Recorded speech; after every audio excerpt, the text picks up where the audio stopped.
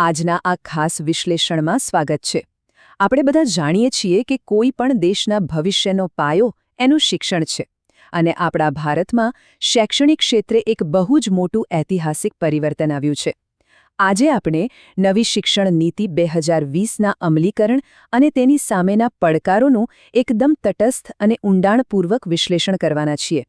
આ કોઈ નાનો સૂનો ફેરફાર નથી, પણ એક એવો ક્રાંતિકારી બદલાવ છે જે આવનારી પેઢીઓના ભવિષ્યને આખો નવો આકાર આપવા જઈ રહ્યો છે.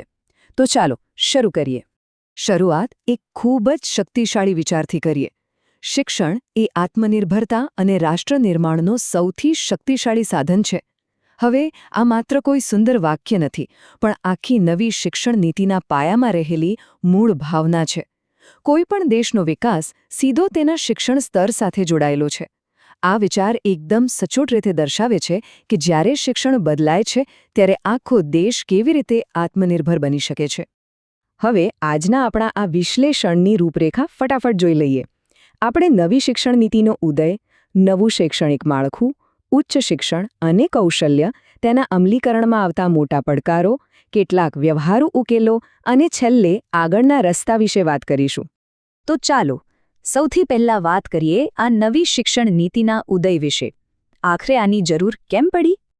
આપણે સૌ છેલ્લા 34 વર્ષથી એટલે કે લગભગ એક આખી પેઢીથી પેલી પરંપરાગત ગોખણપટ્ટીવાળી સિસ્ટમ જોતા આવ્યા છે, બરાબર ને? પણ હવે એને સંપૂર્ણપણે બદલવામાં આવી રહી છે. 29 જુલાઈ 2020ના રોજ ડૉક્ટર કે કસ્તુરીરંગન સમિતિ દ્વારા આ નીતિને મંજૂરી આપવામાં આવી. આનું સૌથી મોટું લક્ષ્ય શું છે? ભારતને ભવિષ્યની વૈશ્વિક જ્ઞાન મહાસત્તા એટલે કે ગ્લોબલ નોલેજ સુપર પાવર બનાવવો. જૂની ખામીઓમાંથી શીખીને એક નવા જ યુગની આ શરૂઆત છે. આગળ વધીએ. હવે આ નીતિમાં જે સૌથી રસપ્રદ ફેરફાર છે તે છે આપણું નવું શૈક્ષણિક માળખું. જુઓ, અત્યાર સુધી પેલી કઠોર 10+2 સિસ્ટમ ચાલતી હતી, પણ હવે એની જગ્યાએ એકદમ વ્યવહારુ અને સમાનતાવાળું 5+3+3+4 માળખું આવી રહ્યું છે. આની શરૂઆત છેક પ્રી સ્કૂલિંગ એટલે કે બાલવાટિકાથી થશે અને ધોરણ 12 સુધી ચાલશે. આ માત્ર આંકડાઓની રમત નથી હો. બાળકના મગજનો વિકાસ કઈ ઉંમરે કેટલો થાય છે એને ધ્યાનમાં રાખીને બનાવેલી આ એક પ્યોર વૈજ્ઞાનિક પદ્ધતિ છે. અને આમાં એક બહુ જ અગત્યની વાત ઉમેરવામાં આવી છે.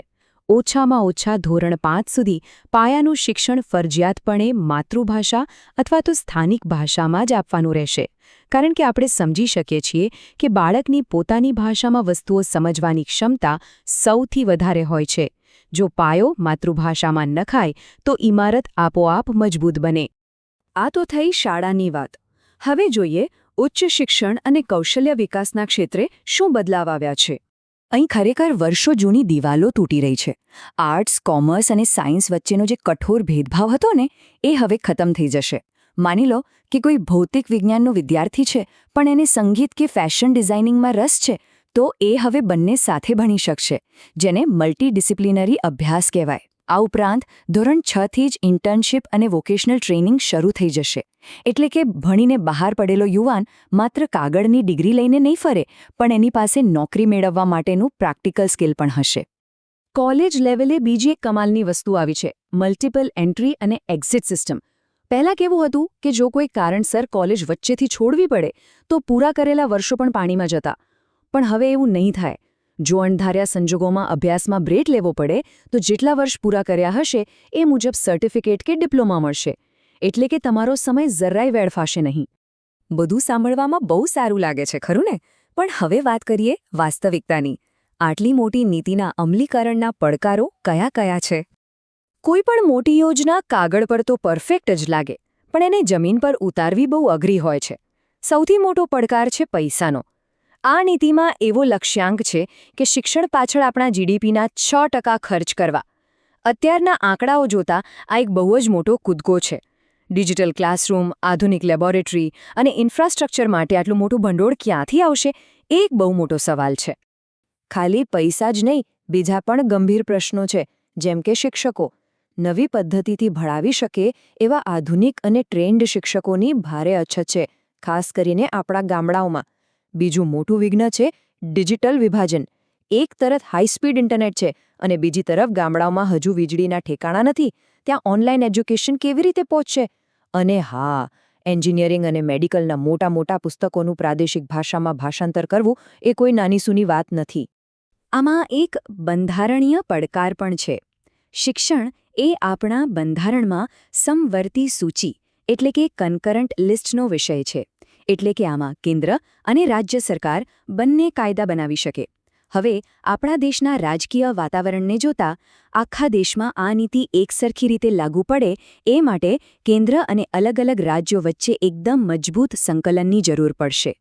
રાજકીય તટસ્થતા વગર આ શક્ય નથી. તો શું આ પડકારોનો કોઈ ઉકેલ છે? બિલકુલ. ચાલો કેટલાક વ્યવહારુ ઉકેલો પર નજર કરીએ. ઉકેલ ખૂબ સ્પષ્ટ છે. બજેટ એકદમથી નહીં વધે, પણ ક્રમશઃ વધારવું પડશે.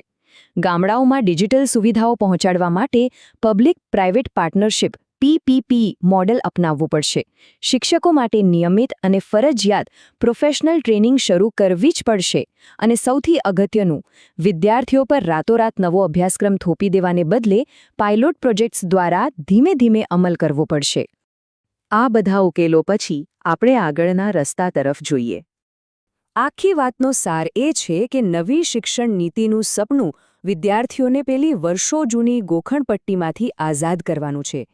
આપણે એક એવી પેઢી તૈયાર કરવાની છે જેની પાસે તાર્કિક વિચારસરણી હોય, સારા કૌશલ્યો હોય અને ઉચ્ચ નૈતિક મૂલ્યો હોય.